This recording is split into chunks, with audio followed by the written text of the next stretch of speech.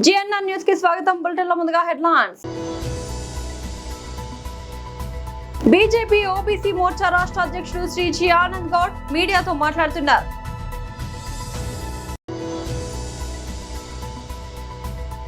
తెలంగాణ భవన్లో MLC Dasoju Shravan Kumar press meet.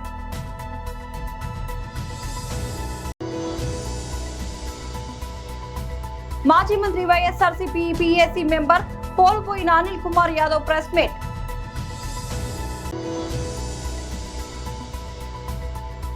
Hyderabad పాత బస్తీ ఫతే దర్వాజాలో అగ్ని ప్రమాదం. బీజేపీ ఓబీసీ మోర్చా రాష్ట్ర అధ్యక్షుడు శ్రీ జి ఆనంద్ గౌడ్ మీడియాతో మాట్లాడుతున్నారు.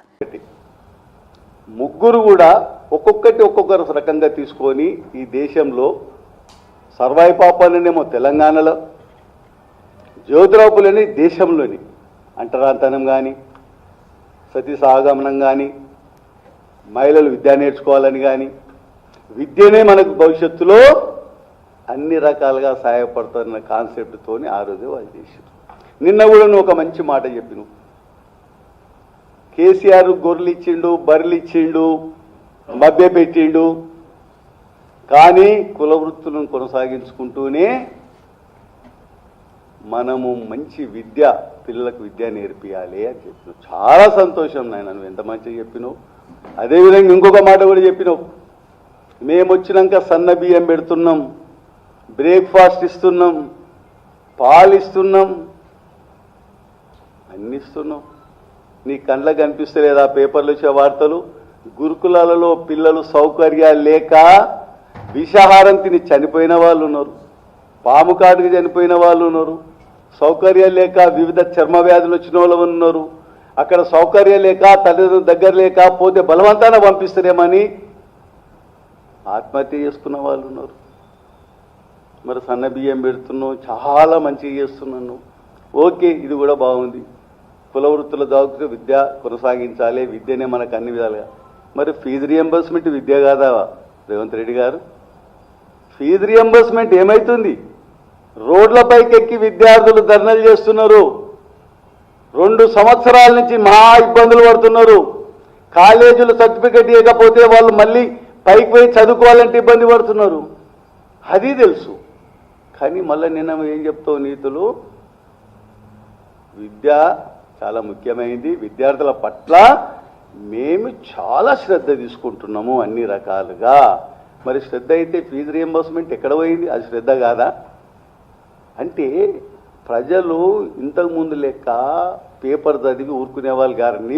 నిమిషానికి నువ్వు ఇట్లా మాట్లాడుతుంటే లైవ్లా తెలుస్తుంటుంది. నిన్ను చూసి, నీ మాటలు చూసి విద్యార్థులు సిగ్గుపడుతున్నారు. గురుకులాలు ఉన్న పిల్లలు సిగ్గుపడుతున్నారు. అరే ముఖ్యమంత్రి ఇన్ని చెప్తున్నా, మాకున్న కష్టాలు ఇన్నున్నాయి, ఆయన పిల్లల గురించి ఎంత మంచిగా చెప్తున్నాడు. అబ్బా పిల్లల విద్య ఎంత అవసరమో, ఇట్లా చేయాలి అట్లా చేయాలని విద్యార్థులు నిన్ను చూసి వాళ్ళు తల ఉంచుకుంటున్నారు. మేము కేసీఆరే అనుకున్నాం, ఆయన మించిన పెద్ద ఆయన ఉన్నాడు ఈయనకి మాటలు చెప్పడం అని సిగ్గుపడుతున్నారు. అదేవిధంగా ప్రతిసారి మీరు ఒక మాట అంటారు, నేను చాలా సంక్షేమ పథకాలు చేయాలనుకుంటున్నా. తెలంగాణ భవన్లో MLC Dasoju Shravan Kumar press meet. రాజ్యాంగబద్ధంగా జరుగుతాయని చెప్పని బలంగా నమ్మి కేసీఆర్ గారు ఇచ్చినటువంటి ఆదేశాల మేరకు రాష్ట్రంలో ఏ రాజకీయ పార్టీ కూడా అంత పెద్ద ఎత్తున బిఎల్ఏలను గౌరవ కేటీఆర్ గారు, గౌరవ హరీష్ రావు గారు వీళ్ళంతా కూడా అనేక నియోజకవర్గాలు తిరిగి మరి బిఎల్ఏలను సమాయత్తపరిచి ఎన్నికల కమిషన్ చేపట్టినటువంటి ఎస్ఐఆర్ కార్యక్రమంలో అత్యంత చురుకైనటువంటి ఒక పాత్ర పోషించినాం. ఇంత పెద్ద ఎత్తున మాతో పాటు అన్ని రాజకీయ పార్టీలు కూడా మోరార్లెస్ యాక్టివ్లీ పార్టిసిపేటెడ్. దురదృష్టం ఏంటంటే ఎస్ఐఆర్ ప్రక్రియ అనగానే మనకు ముందొచ్చింది ఏంటి అంటే, ఒకటి బోగస్ ఓటర్లు ఉంటే వాళ్ళను రద్దు చేస్తారు, షిఫ్ట్ అయిన ఓటర్లు ఉంటే వాళ్ళను డిలీట్ చేస్తారు, లేకపోతే షిఫ్ట్ చేస్తారు, డూప్లికేట్ ఓటర్లు ఉంటే తీసివేస్తారు, చనిపోయిన వాళ్ళు ఉంటే వాళ్ళను పూర్తిగా కూడా దాంట్లో నుంచి తీసేస్తారు అని చెప్పాను. అంటే ఏంటి? ఫుల్ ప్రూఫ్ పద్ధతిలో purification of the electoral roll అది. తద్వారా మనకు వచ్చినటువంటి ఒక సంఖ్యాపరంగా చాలా చోట్ల number of voters have decreased. వింత ఏందయ్యా అంటే ఒక పక్కన బోగస్ ఓట్లను తీసేసినట్టుగానే డూప్లికేట్ ఓట్లను తీసేసినట్టుగా కనబడుతూనే మరో పక్కన మళ్ళా బోగస్ ఓట్స్ నమోదైనట్టుగా చాలా ఉదంతాలు ఇవాళ ముందుకు వస్తున్నటువంటి ఒక పరిస్థితి. ప్రత్యేకించి ఎస్ఐఆర్ ప్రక్రియ జరుగుతున్నటువంటి ఒక మొత్తం తరుణంలో కూడా బీఆర్ఎస్ పార్టీ అనేక రిప్రజెంటేషన్స్ చీఫ్ ఎలక్టోరల్ ఆఫీసర్ దగ్గరికి వెళ్ళి ఇవ్వటమైంది. బిఎల్ఓస్ చాలా దగ్గర అసమర్థులు ఉన్నారు, అనర్హులు ఉన్నారు. సరి అయినటువంటి ఒక రీతిలో ఏదైతే మ్యాండేటరీ ఇంటింటికి వెళ్ళి మీరు వెరిఫై చేయాలనో లేకపోతే క్రెడెన్షియల్స్ అన్నీ కూడా ఫుల్ ప్రూఫ్గా మీరు ఎగ్జామిన్ చేసిన తర్వాత మాత్రమే వాళ్ళను ఓటర్గా ఉండడానికి అర్హులా అనర్హులా తేల్చాలా అని చెప్పని గైడ్లైన్స్ ఉన్నప్పటికీ కూడా ఇవి చేయట్లేరని చెప్పని కంప్లైంట్స్ ఇస్తే కూడా వాటిని బేఖాతరు చేసి చాలా చోట్ల బిఎల్ఓలు కట్టలు వీధి చివరనో లేకపోతే గుళ్ళనో లేకపోతే కమ్యూనిటీ హాల్లోనో కూర్చొని ఏదో టేబుల్ వేసుకొని కూర్చొనో లేకపోతే ఏదో రాజకీయ పార్టీ వాళ్ళ ఇళ్ళలో కూర్చొని తంతుగా నడిపినటువంటి ఒక విషయాన్ని కూడా చాలా సందర్భాలలో ఎన్నికల కమిషన్ దృష్టికి తీసుకెళ్ళినాం. అయినప్పటికీ కూడా చర్యలు చేపట్టలే.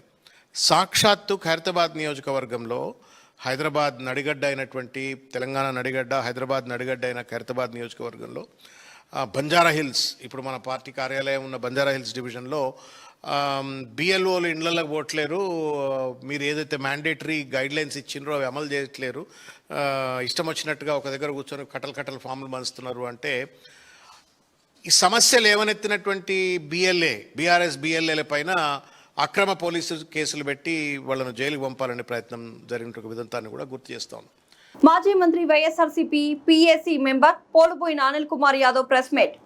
తెలుగుదేశం పార్టీనే బీసీలకి అత్యధిక పదవులు ఇచ్చిందని, తెలుగుదేశం పార్టీనే బీసీలకి అనేక రకాలుగా అండదండలుగా ఉందని చెప్పి నిన్న అసెంబ్లీలో ఈరోజు చూస్తూ ఉంటే పెద్ద ఎత్తున డప్పు కొట్టుకోవటం జరిగింది. కానీ ఈరోజు తీరా చూస్తే ఈ రాష్ట్ర చరిత్రలో ఏదైనా ఒక ప్రభుత్వం బీసీలకు, ఎస్సీ ఎస్టీలకు కానీ మైనారిటీలకు కానీ అంటే బడుగు బలహీన వర్గాలకు సంబంధించి ఈ రాష్ట్రంలో రాజకీయంగా రాజ్యసభల దగ్గర నుంచి సర్పంచులు దాకా అనేక రాజకీయ పదవుల్లో తీసుకుంటే వైఎస్ఆర్ కాంగ్రెస్ పార్టీ మాజీ ముఖ్యమంత్రి వైఎస్ జగన్మోహన్ రెడ్డి గారు ఇచ్చిన పదవులు ఇప్పటిదాకా ఏ రాష్ట్ర చరిత్రలో కూడా ఎవరి కనీవిని రీతిలో జగన్మోహన్ రెడ్డి గారు ఇవ్వడం జరిగింది. ఈరోజు చంద్రబాబు నాయుడు గారు వచ్చి 34% నేనే ఇస్తా ఉన్నాను, గతంలో జగన్మోహన్ రెడ్డి గారు 24% ఇచ్చాడు, స్థానిక సంస్థల్లో జగన్మోహన్ రెడ్డి గారు మోసం చేశాడు, రేపు దీన్ని తీసుకొని కోర్టుకు వెళ్తారు అని చెప్పి చంద్రబాబు నాయుడు గారు చెప్పడం జరిగింది. అసలు నిజంగా 2019లో అధికారం వచ్చిన తర్వాత జగన్మోహన్ రెడ్డి గారు 34% రిజర్వేషన్ ఇవ్వాలని ఆలోచన చేసినప్పుడు కోర్టుకు వెళ్ళిన వ్యక్తి ఎవరు? మీ పార్టీకి సంబంధించిన నామినేటెడ్ పదవి అయినా ఇచ్చి బీరు ప్రతాప్ రెడ్డి గారు కాదా అని అడుగుతా ఉన్నాం. ఆయన చేత ఒక పక్క కోర్టులో వేయించి 34% రిజర్వేషన్ ఆ రోజు మా బీసీ సోదరులకి సంబంధించి స్థానిక సంస్థల్లో ఆ రోజు రిజర్వేషన్ అడ్డుకున్నది తెలుగుదేశం పార్టీ కాదా అని అడుగుతా ఉన్నాం. ఆ రోజు జగన్మోహన్ రెడ్డి గారు తీసుకొచ్చిన జీవోని ఛాలెంజ్ చేస్తూ కోర్టుకు వెళ్ళి ఆ రోజు కోర్టుకు అడ్డుకుంటే జగన్మోహన్ రెడ్డి గారు స్పష్టంగా చెప్పారు, ఈరోజు కోర్టుకు వెళ్ళినప్పటికీ కూడా 34% తగ్గకుండా నేను ఈ రాష్ట్ర చరిత్రలో ఏదైతే రిజర్వేషన్ 34% అన్నారో అంతకన్నా ఎక్కువ శాతం ఈరోజు రాజకీయ పదవులు ఇస్తానని చెప్పి చేసి చూపించిన ముఖ్యమంత్రి ఎవరైనా ఉన్నారు ఈ రాష్ట్రంలో అంటే, ఈ రాష్ట్రంలోనే కాదు ఈ భారతదేశ చరిత్రలో అంటే అది ఒక వైఎస్ జగన్మోహన్ రెడ్డి గారు మాత్రమే అని చెప్పి ఈరోజు తెలియజేస్తా ఉన్నాం. ఈరోజు ఇంకా చాలా చెప్పాడు ఆయన. రేపంట వైఎస్ఆర్ కాంగ్రెస్ పార్టీ కోర్టుకు వెళ్తుంది, కోర్టుకు వెళ్ళినప్పుడు మేము ఒకవేళ ప్లాన్ బి అప్పుడు మేము 34% ఇస్తామని చెప్పి చంద్రబాబు నాయుడు గారు చెప్పారు. అంటే ఒక దొంగ ఏ విధంగా దొంగతనాలు చేయాలి, ఒక దొంగ మోసాన్ని ప్రజలెట్ట మోసం చేయాలని బాగా తెలిసిన వ్యక్తి రాష్ట్రంలో ఎవరు ఉన్నారంటే అది చంద్రబాబు నాయుడు గారు. హైదరాబాద్ పాత బస్తీ పరిధిలోని ఫతే దర్వాజా ప్రాంతంలో అగ్ని ప్రమాదం సంభవించింది. అక్కడి ఒక 3 అంతస్తుల భవనంలో ఈ ఘటన చోటు చేసుకుంది. అదృష్టవశాత్తు ఈ ప్రమాదంలో ఎటువంటి ప్రాణాపాయం సంభవించకపోవడంతో అటు అధికారులు ఇటు స్థానికులు ఊపిరి పీల్చుకున్నారు. హుస్సేని ఆలం పోలీస్ స్టేషన్ పరిధిలోని ఫతే దర్వాజాలో ఉన్న ఈ భవనంలోని 3వ అంతస్తులో అకస్మాత్తుగా మంటలు చెలరేగాయి. ఆ క్షణాల్లోనే ఉవ్వెత్తున ఎగిసిపడడంతో పాటు దట్టమైన పొగలు అలుముకున్నాయి. దీంతో పరిసర ప్రాంతాల్లో ప్రజలు తీవ్ర భయాందోళనకు గురై ప్రాణభయంతో ఇళ్ల నుంచి బయటకు పరుగులు తీశారు. సమాచారం అందుకున్న అగ్నిమాపక సిబ్బంది వెంటనే ఘటనా స్థలానికి చేరుకుని మంటలను అదుపులోకి తెచ్చారు. మంటలు కింది అంతస్తులకు పక్కనున్న భవనాలకు వ్యాపించకుండా సకాలంలో చర్యలు చేపట్టారు. ప్రమాద సమయంలో ఇంట్లో ఎవరూ లేకపోవడంతో పెను ప్రమాదం తప్పిందని అధికారులు వెల్లడించారు. అయితే ఈ ఘటనలో భారీగానే ఆస్తి నష్టం వాటిల్లినట్టు ప్రాథమికంగా అంచనా వేస్తున్నారు. యువశక్తి పార్టీ ఆవిర్భావం సుందరయ్య విజ్ఞాన కేంద్రంలో జరిగిన పార్టీ ఆవిర్భావ సభలో పార్టీ జెండాను ఆవిష్కరించి మాట్లాడిన రాష్ట్ర అధ్యక్షులు మడ్డి రాజుగౌడ్. దశాబ్దాల మోసానికి ముగింపు. తెలంగాణ మార్పు కోసం యువశక్తి పార్టీని ఆవిర్భవిస్తున్న 10 ప్రధాన అంశాలతో ముందుకు వెళ్తున్న యువతకు ఉద్యోగాలు, నైపుణ్యాభివృద్ధి, రైతు సంక్షేమం, పంటకు గిట్టుబాటు ధర, నాణ్యమైన విద్య, అందరికీ విద్యా అవకాశాలు, మెరుగైన ఆరోగ్యం, ప్రతి ఒక్కరికి వైద్యం, అభివృద్ధి చెందిన గ్రామాలకు మౌలిక సదుపాయాలు, పారదర్శక పాలన, డిజిటల్ సేవలు, అవినీతి రహిత పాలన, ప్రజాధనానికి రక్షణ, మహిళా సాధికారత, సమాన అవకాశాలు, పర్యావరణ పరిరక్షణ, స్వచ్ఛమైన తెలంగాణ, సామాజిక న్యాయం, అందరికీ గౌరవం అనే నినాదంతో ముందుకు వెళ్తున్న భారీగా హాజరైన విద్యార్థులు అనంతరం వివిధ గ్రూపులకు ప్రిపేర్ అవుతున్న విద్యార్థులకు పుస్తకాలు పంపిణీ. నిరుద్యోగులు ఎన్న గౌడ్ గారిని మా అందరి అన్న జెండా ఆవిష్కరణ జరగబోతుంది కార్యక్రమం. మన తెలంగాణ పార్టీ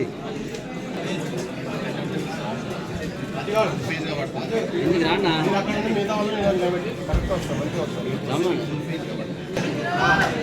అన్న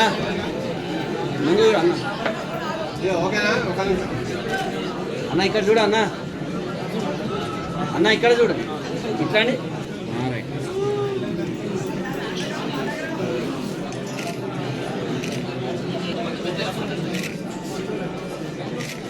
దగ్గర దగ్గర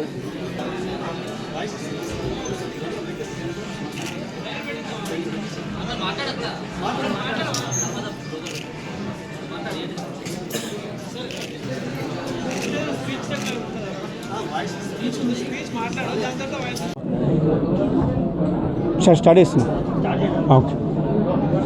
ఈరోజు యువశక్తి పార్టీ జెండా ఇలా పార్టీ ఆవిష్కరణ చేయడం జరిగింది. ఈ తెలంగాణ రాష్ట్రంలో అన్ని రాజకీయ పార్టీ నాయకులు గడిపోయినాం. మేము కాంగ్రెస్ బీఆర్ఎస్ వాళ్ళకి గడిపోయినాం. అన్ని నాయకులు కలిసి మా విద్యార్థుల సమస్యలు పరిష్కరించమని అడిగినాం. జాబ్స్ గురించి అడిగినాం, నోటిఫికేషన్ గురించి అడిగితే ఎవ్వరు పట్టించుకోవడం లేదు. ఈ రాష్ట్రంలో వాళ్ళ ప్రయోజనాల కోసమే మాత్రం పనిచేస్తారు కానీ విద్యార్థుల కోసం ఎవ్వరు పనిచేయట్లేదు. అందుకోసమే ఆ బాధలో నుండి మాకు రక్తం కదిలి మేము పార్టీ పెట్టడం జరిగింది. ఆ పార్టీనే యువశక్తి పార్టీ. ఇలా తెలంగాణ ఆడ మహిళ ద్వారా ఏ పార్టీ కూడా జెండా ఆవిష్కరణ చేయలేదు. ఈరోజు మేము జెండా ఆవిష్కరణ చేసుకున్నాం. మేము ఈ యువకులం విద్యార్థులమే పార్టీ పెడితే ఎలా ఉంటుందో ఈ రాష్ట్రానికి చూపించాలని మేము నిర్ణయం తీసుకున్నాము. కావున మా ఎజెండా ఒకటే, ప్రధానంగా తెలంగాణ మార్పు కోసం మా ప్రధానమైనటువంటి మాది డిమాండ్స్ ఉన్నాయి. ఎందుకంటే ఈరోజు రాష్ట్రంలో ఉద్యోగంలో చూసుకుంటే గతంలో బీఆర్ఎస్ ప్రభుత్వంలో కూడా నోటిఫికేషన్ లేవు. అదేవిధంగా వాళ్ళు ఈ తెలంగాణ రాష్ట్రంలో కూడా స్థానికులకి 70% రిజర్వేషన్ ఇవ్వాలి ప్రైవేట్ సెక్టర్లో. అంటే ఈ రాష్ట్రంలో ఫార్మా కంపెనీలు కావచ్చు, అదేవిధంగా ఐటీ కంపెనీలు కావచ్చు.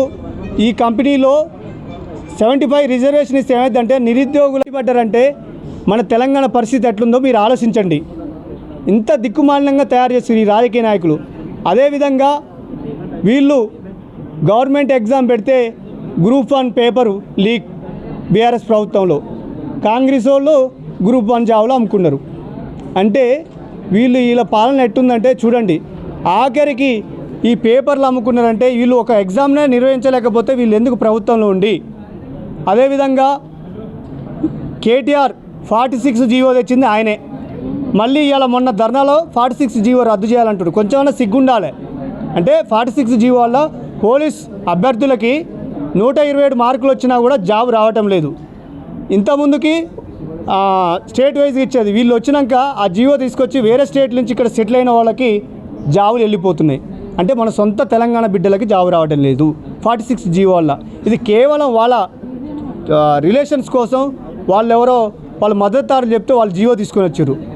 ఇవాళ మళ్ళీ రేవంత్ రెడ్డి కూడా 29 జీవో తీసుకొని వచ్చిండు. 29 జీవో వల్ల రూల్ ఆఫ్ రిజర్వేషన్ లేదు. గతంలో 55 జీవో వల్ల పాత పద్ధతిలోనే అందరికి న్యాయం జరిగేది. వీళ్ళ లబ్ధుల కోసం ఒకడేమో 29 జీవో, ఇంకోటో 46 జీవో, మళ్ళీ వాళ్ళే రద్దు చేయాలంటారు. అంటే ఎంత పిచ్చోళ్ళ అలాగా చేస్తారంటే మమ్మల్ని. ఇది మీరు వెంటనే మానుకుంటే బాగుంటుందని మా డిమాండ్.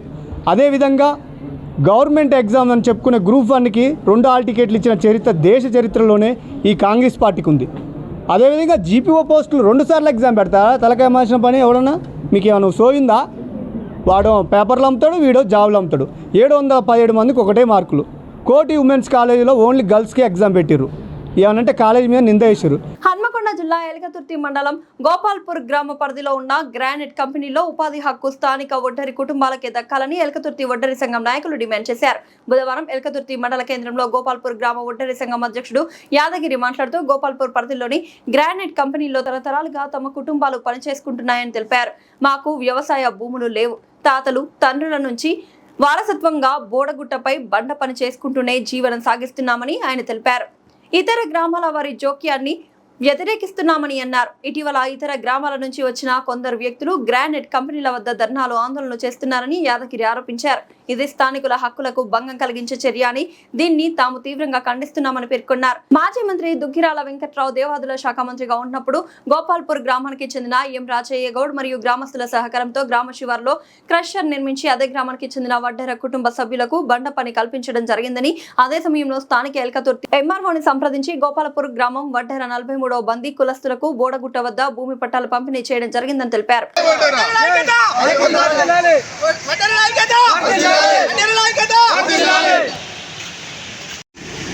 రైట్ అన్న. జై వడ్డెరా, జై వడ్డెరా, జై వడ్డెరా, మా హక్కులు మాకే, హక్కులు మాకే, హక్కులు మాకే. ఆ పొలిమేరు ఏదైతే ఉన్నదో మాకే కావాలి. ఎవరు అడ్డం వచ్చినా ఎవరు ఏం చేసినా కానీ ఉత్తగా మాత్రం ఎవరిని వదిలిపెట్టేది లేదు. దసరా యజమాన్యాన్ని కానీ గ్రానైట్ యజమాన్యాన్ని కానీ ఏమన్నా ఇబ్బంది పెట్టినా కానీ రేపు మాత్రం ఏం చేయాలో అది చేస్తాము. మా జోలికి మీరు రావద్దు, మీ జోలికి మేము రాము. ఏదున్నా ఇక్కడ ఎవరు కానీ అడుగు పెట్టవద్దు. ఇక్కడ ఏదున్నా మా పరిధి మాకే, మా హక్కులు మాకే ఉన్నాయి కాబట్టి మేము ఎవరు జోలికి పోతలేము. మా జోలికి వస్తే ఊరుకోనేది లేదు.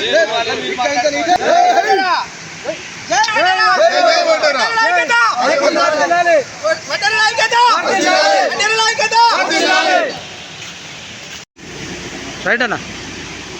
జై వడ్డెరా, జై వడ్డెరా, జై వడ్డెరా, మా హక్కులు మాకే, హక్కులు మాకే, హక్కులు మాకే. ఆ పొలిమేరు ఏదైతే ఉన్నదో మాకే కావాలి. ఎవరు అడ్డం వచ్చినా ఎవరు ఏం చేసినా కానీ ఉత్తగా మాత్రం ఎవరిని వదిలిపెట్టేది లేదు.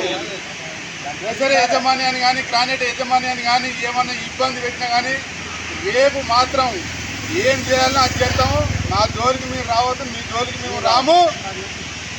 ఏదున్నా ఇక్కడ ఎవరు కానీ అడుగు పెట్టవద్దు. ఇక్కడ ఏదున్నా మా పరిధి మాకే, మా హక్కులు మాకే ఉన్నాయి కాబట్టి మేము ఎవరు జోలికి పోతలేము. మా జోలికి వస్తే ఊరుకోనేది లేదు.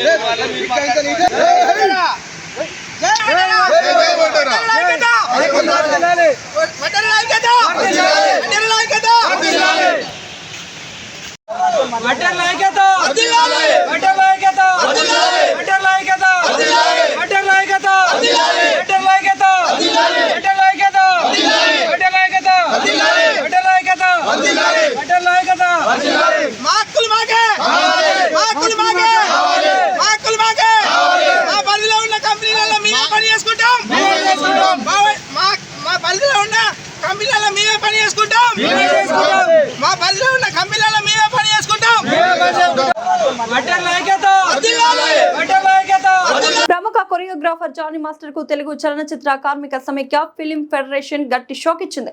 ఆయనపై గతంలో విధించిన నిషేధాన్ని కొనసాగిస్తున్నట్లు సమైక్య స్పష్టం చేసింది.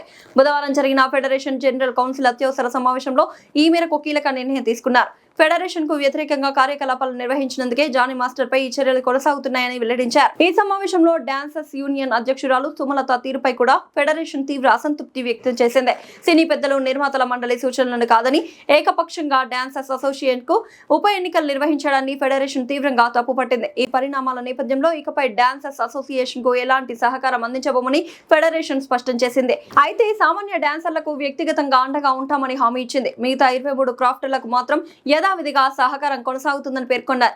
అంతేకాకుండా గతంలో జానీ మాస్టర్ ఫెడరేషన్ కు ఇచ్చిన 3 లక్షల రూపాయల మొత్తాన్ని కూడా ఆయనకే తిరిగి పంపించినట్లుగా వెల్లడించింది. బులెటిన్ ముగించే ముందు హెడ్లైన్స్ మరోసారి. బీజేపీ ఓబీసీ మోర్చా రాష్ట్ర అధ్యక్షుడు శ్రీ జి ఆనంద్ గౌడ్ మీడియాతో మాట్లాడుతున్నారు.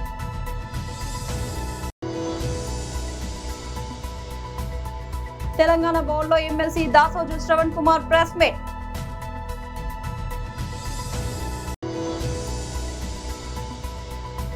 మాజీ మంత్రి వైఎస్ఆర్సీపీ పీఏసీ మెంబర్ కోల్పోయిన అనిల్ కుమార్ యాదవ్ ప్రెస్ మీట్.